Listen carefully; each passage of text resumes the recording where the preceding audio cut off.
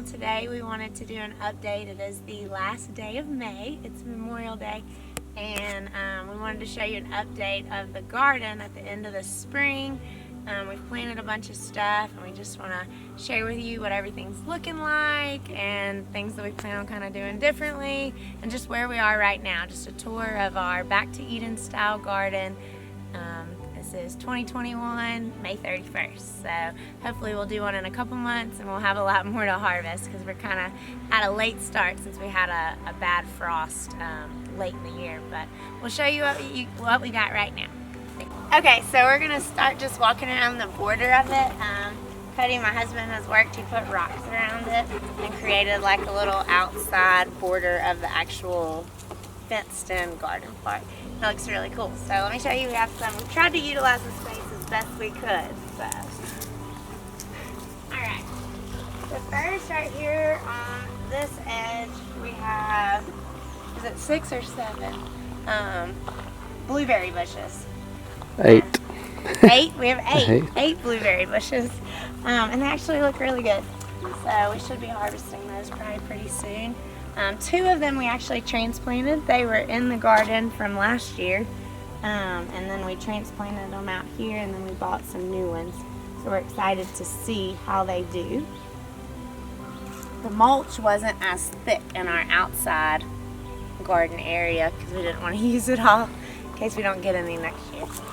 So that's all of our blueberry bushes, and then we have, this is really empty. We have a lot of empty space this year, so we're hoping that next year we kind of fill it up a little bit better and utilize it a little bit better. Maybe even this fall, try and utilize it a little better. Okay, so those are just 2 rose bushes, and then we have a little wheelbarrow that my aunt gave me that I've added some flowers to. We lined the entire other borders with marigolds to try and help with insects, pollinators, things like that. And so they've just now really started kind of coming up. We're hoping it looks really good in the summertime. So we'll do an update on that. But right now there is a few flowers that you can see, but they should border the whole way around here.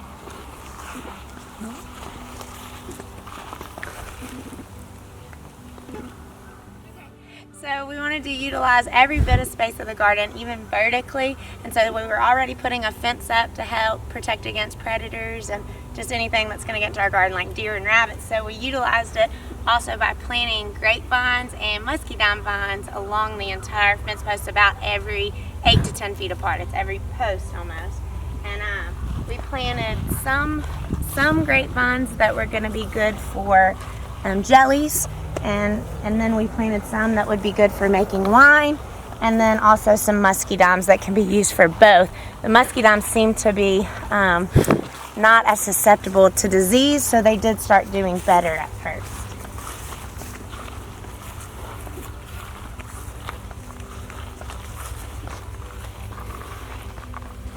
So you can see these are finally starting to take off. They actually were planted pretty early. We planted them out in, I guess it was probably the 2nd week of April, and everything was warm, and then literally like the 1st week of May, it was like a week after our average last frost day, we had a terrible frost and it killed them all down. So we're just now getting blooms back.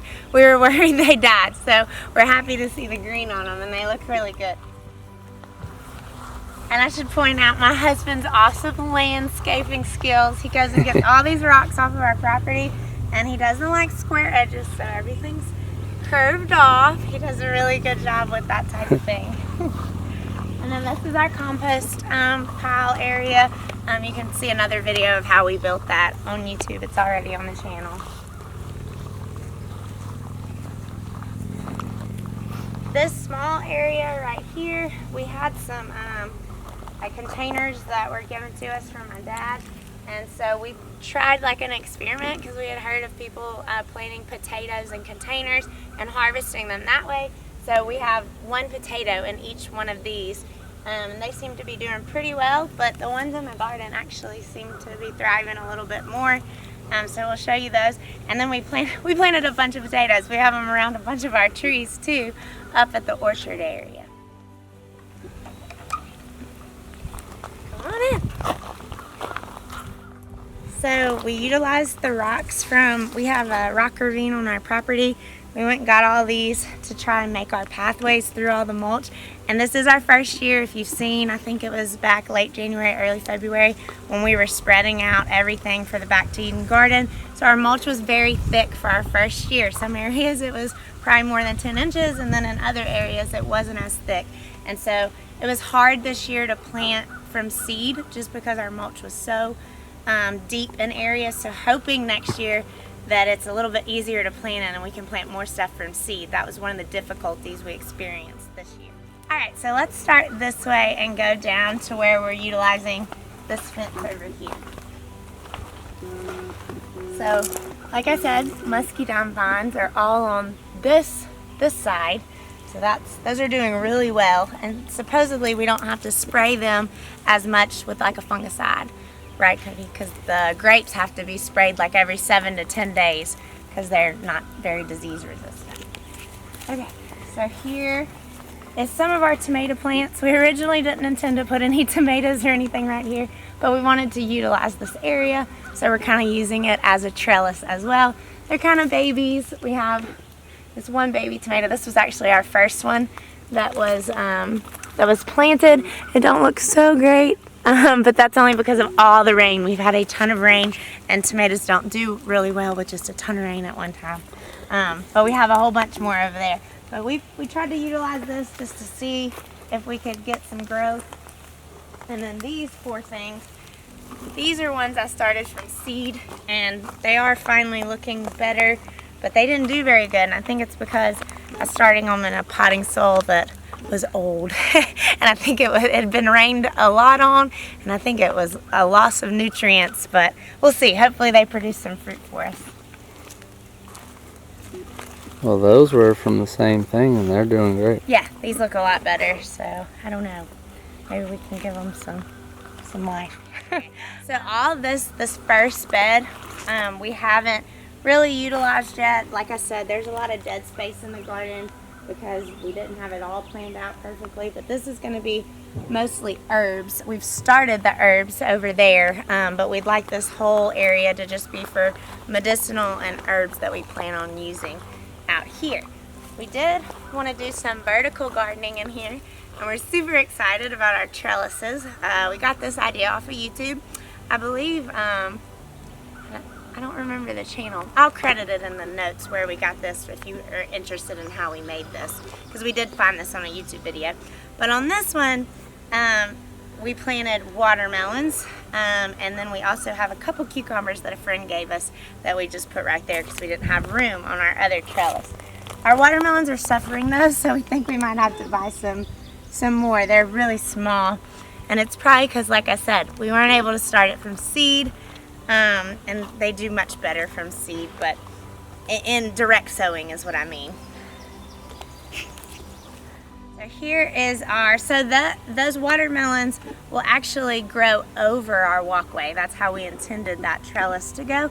So we're using a vertical space that wouldn't be used for anything, and then it's not taking up. Last year we planted watermelons and they literally took over.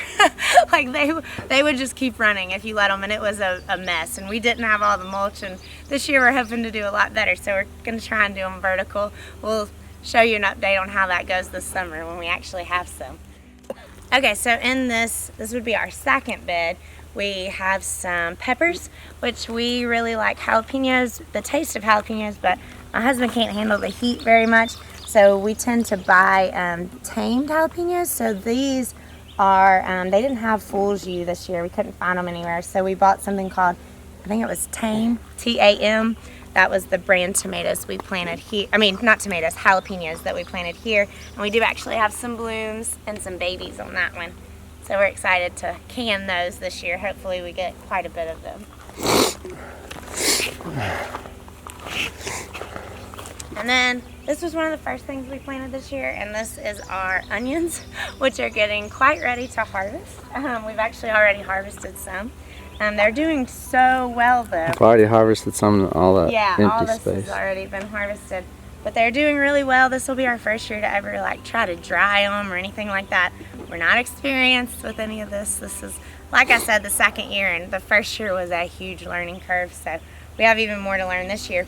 I do want to show you the soil though. It is, you literally don't even have to dig an inch, and it is soaking wet, and we haven't had rain in like at least 3 or 4 days, and we don't water out here at all. It is very rich, and this, like I said, it's our first year and it already looks like that. Okay, and then this was actually, I think these were the only thing, these raspberries right here were the only thing that was here from last year that we kept, that we put the mulch and the compost manure around. And Cody actually has spread them out, and because they spread on their own, so he's kind of tried to maintain it. We were able to give my mom and them some because you get so many, they just multiply. But I did see blooms on them the other day, which we're super excited about because, like I said, we planted these last year and we didn't get any raspberries last year, but you can see right here, here's some blooms. So I'm excited. I hope that means we're gonna have some raspberries. That'd be cool. Yeah. All right. So then in our third bed, we have, this is where we intended to plant tomatoes. I know there was a bunch along that fence line, but this is actually where we planted them to start with, along this type of trellis. These are right here, we have, looks like 3 or 4 tomatillo, the green tomatoes that we planted, and they're doing amazing. We literally have buds all over them. That's definitely the best tomatoes we have. They're bigger than every other tomato plant. And then just recently, literally yesterday, I transplanted my basil seedlings in front of all of our tomatoes because they're great for companion planting with your tomatoes. So I'm hoping that comes up. We love to make pesto, and so I'm hoping we get a lot of basil to make some more for the summer meals. But yeah, our other tomatoes, we planted San Marzano, all heirloom type tomatoes out here. And we have blooms, and we actually do have some baby tomatoes. Okay, so that was our third bed where we planted tomatoes. And then right here in our fourth bed, we planted potatoes. And we have a few different kinds that we planted. Some of the Yukon Gold, the russet style baking potatoes. I think it's like an Idaho style potato, but I can't remember the exact brand that it was that grows well here in Arkansas. But like I said, we had a frost, and these were looking amazing. At the end of April, they were probably about half this tall, so green. It was the only green thing in our garden, really, and we were so proud of them. And then a frost came, and we thought, oh, it was supposed to be a soft freeze, so it was only supposed to be 32 degrees, and it got to like 28. And these were done. Almost everything was done. We woke up, even stuff we covered. We really did try to protect everything, but we didn't even think that these needed it, and they were done. So everything was dead, all the green. But we had looked it up, and they said, oh, they'll still live. And some things had said, if you can cut all the dead off. So I did. So like these first ones right here, I cut all the dead off of them. And then I was like, I'm pregnant. And every time I stood back up from cutting, my blood pressure was all over the place. And I was like, I'm not doing this. It says I don't have to. But look how much healthier they are. So if I would have cut all of them, and I'm curious to see if, since these are such a bigger plant, if we get more potatoes from these. So if so, then next year, if that happens to us, I'll just make Cody do it. So these were cut. These were not cut. Yeah. They're still doing great, but it's about a 20-inch plant versus, or actually maybe more like a 24-inch plant almost. Look at it up against my leg. It's almost I would say almost a 24-inch plant versus a 14 or 15-inch plant. But you can see the leaves on the bottom, I was noticing this yesterday, are starting to die. Okay, so you can notice that once your potato plants start to wilt-like and turn yellow, and then they're also blooming, that means they're almost ready for harvest. And so I don't think it's going to be just but a week or two probably before these are looking pretty yellow, and then we'll come out and harvest them. And I'm hoping we get a really good yield. These look fantastic.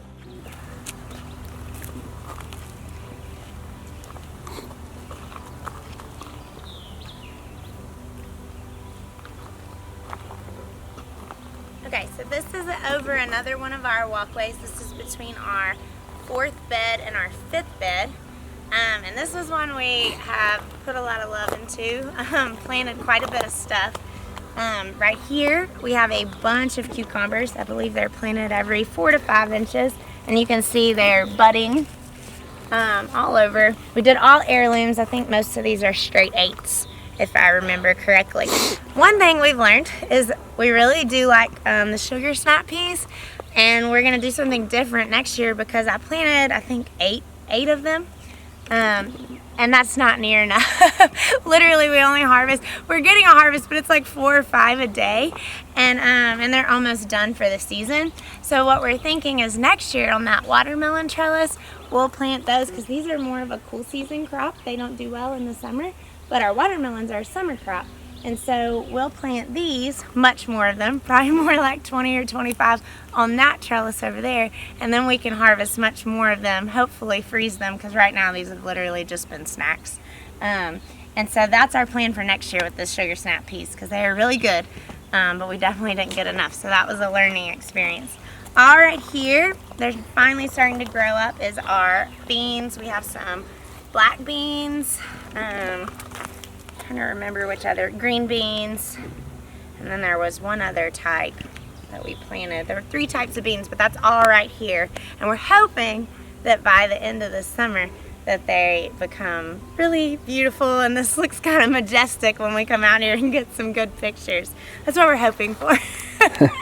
And we've utilized the space, which is so awesome. It's not all running along our ground, and we're not using a bed. Okay, so a lot of people will go to the Back to Eden style gardening because they hear that it's kind of weed free, much easier to manage.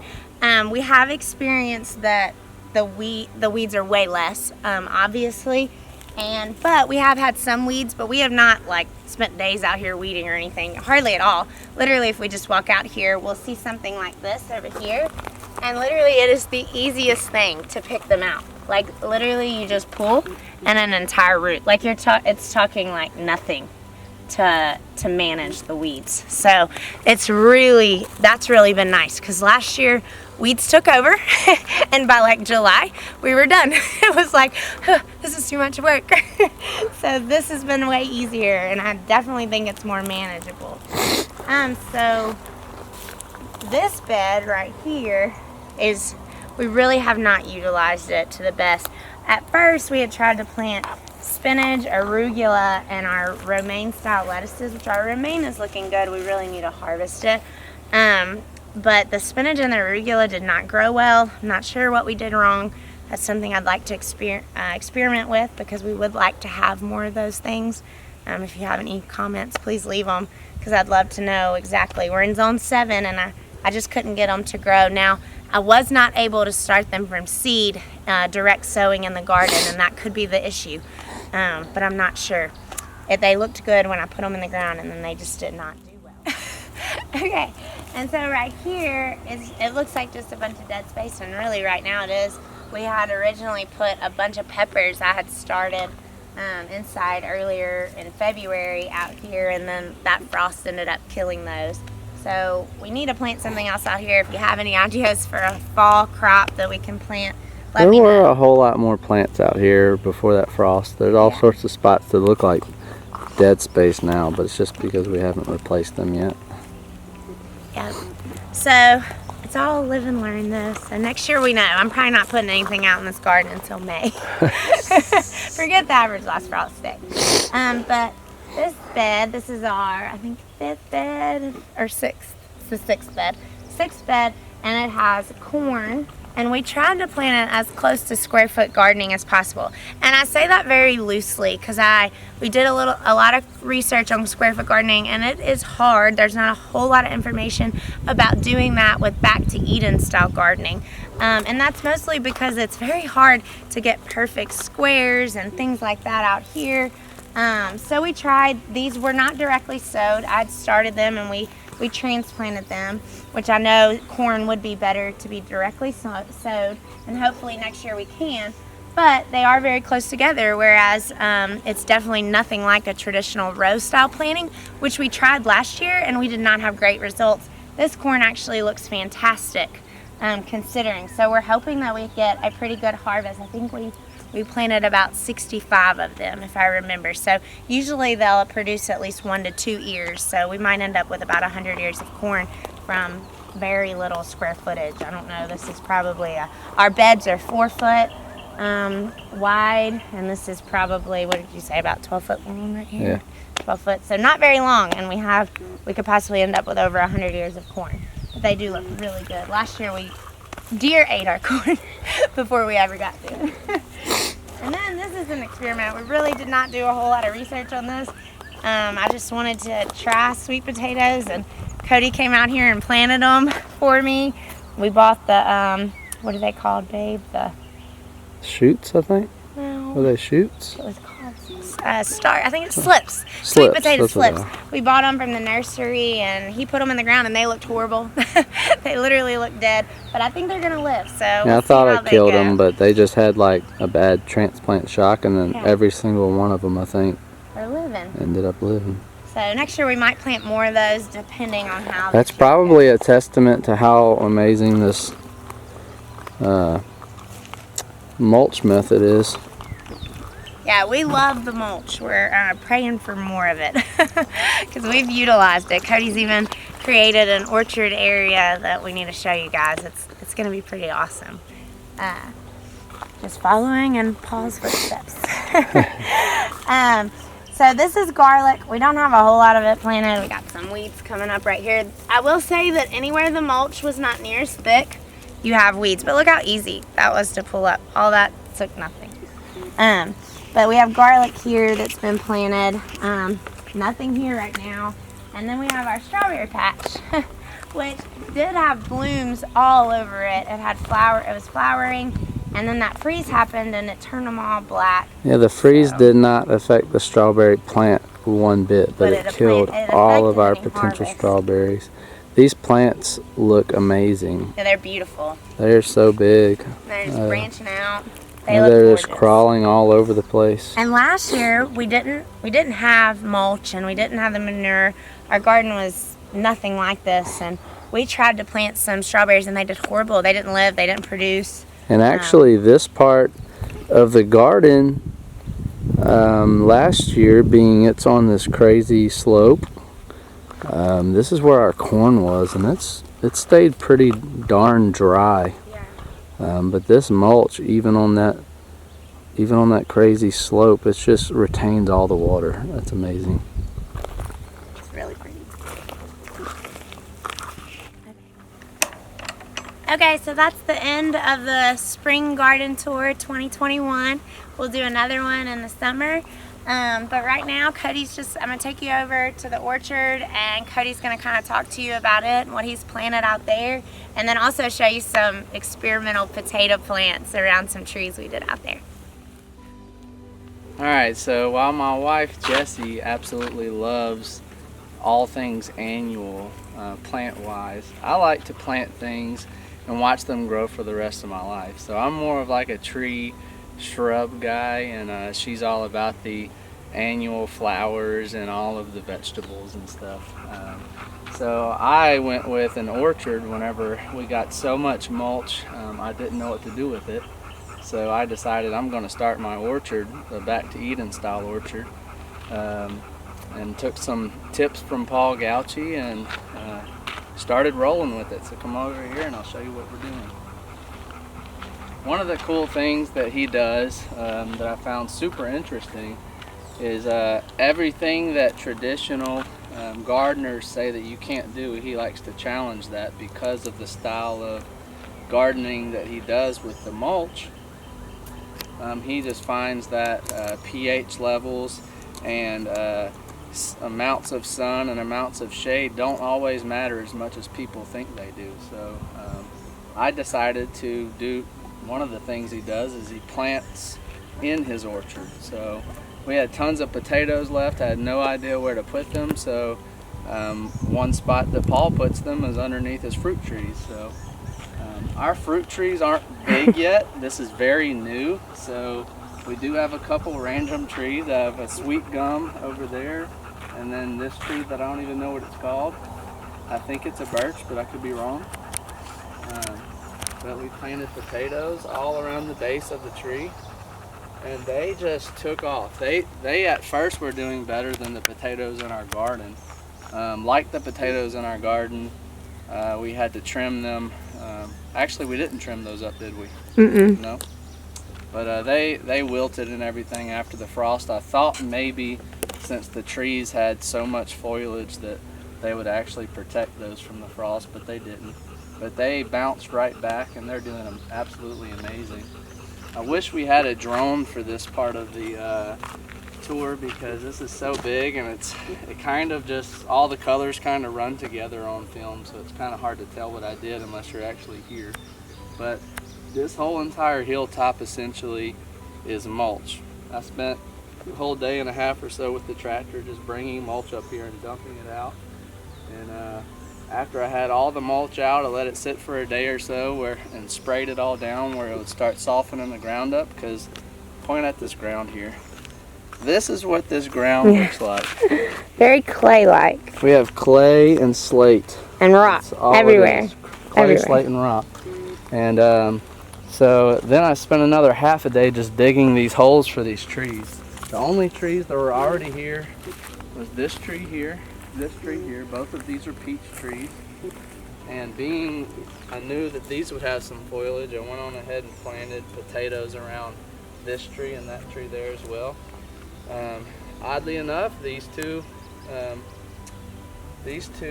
trees give the potatoes a whole lot more sunlight, and these potatoes aren't doing near as good as the ones underneath the tree in the shade over there, so found that really interesting. But as for the baby trees, I have 2 nectarine trees, one here and one here. Over on the hilltop we have all sorts of different varieties of apple trees that we planted. So the crab apples, I planted them. These are actual producing crab apples, not just flowering. I planted these because they're pollinators. So that one's a crab apple.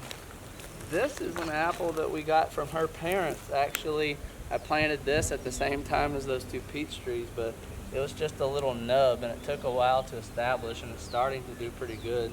It actually had two stalks coming off of it, and I cut it down on one of them so that the other one would grow really fast. So interested to see exactly what type of apple that is, because we really have no idea. So this is another crab apple there. This is a pear tree. I forget what kind they are. A kefir. This is a kefir pear. This one I think was the crab apple. About how far apart? This is a red delicious. I planted all these right around 20 feet apart from each other. Okay. So something, if you'll take a picture or take a video of these trees. Okay. So something else that Paul does. And this is Paul Gauchi, the guy Paul Gauchi. I keep referring to Paul Gauchi. He is the first video that we've actually seen. Who came up with, I think, the Back to Eden. I believe he came up with the Back to Eden method.